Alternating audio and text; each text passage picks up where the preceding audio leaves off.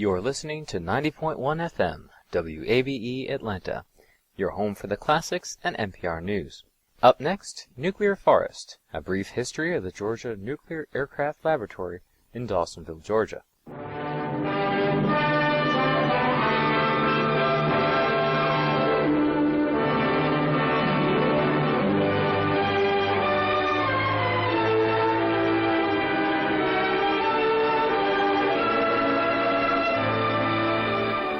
Hello, my name is Kevin Griffiths.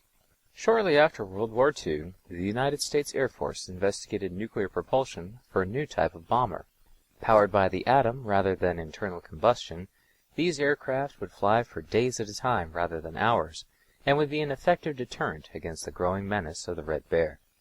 While General Electric and Pratt & Whitney worked on building reactors light enough for flight, the Georgia Nuclear Aircraft Laboratory was built to conduct experiments on flight control systems for the new bomber.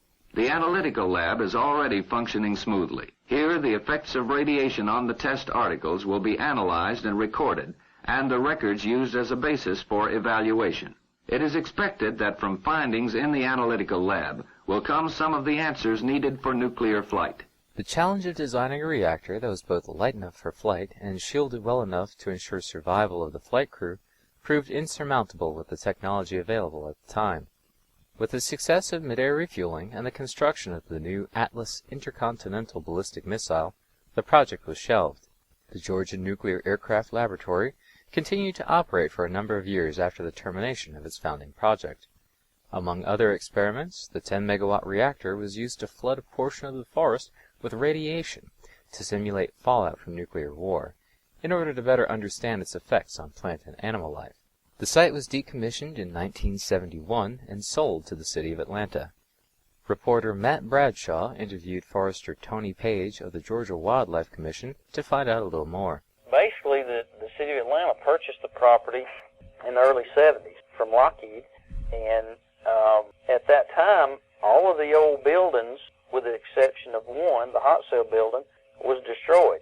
Everything has been removed, including the old bridges, the railroad bed.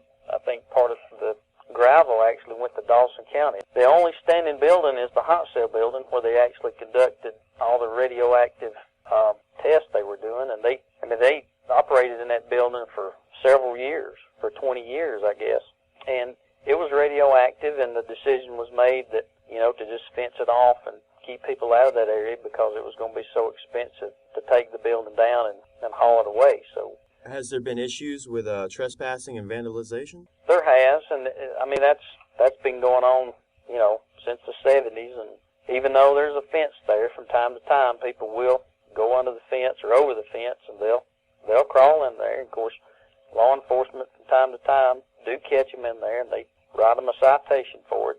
There's always this issue out there with rumors floating around. People talk about radioactive material, and if it's buried, and it's still a health hazard. And the EPD, they've monitored that over the years, and their reports say that there's any levels, radioactive levels that are over there, is nothing any higher than background levels. So there's nothing that's going to be, dangerous to the public. Obviously, if it was, we couldn't let people in there. Could it be dangerous? Sure, it could be. I don't think there's anything life-threatening, but, obviously anytime you have people going in places that's marked no trespassing or off limits, it's marked because there's a reason they shouldn't be in there. I think it's pretty dull, but if you read some of the stories and some of the things people have posted online, you'd think there's a wealth of top secret information to be had, and that's just not the case. Some people call it Georgia's Area 51. Others swear the forest still glows green at night.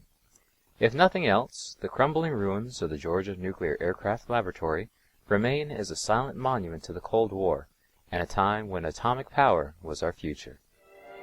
And as the first quarter of 1959 becomes history, Georgia Nuclear Laboratories look to the time when full-scale operations will begin. Firm in the belief that from this Air Force research facility may well come the answers to speed the day of atomic flight.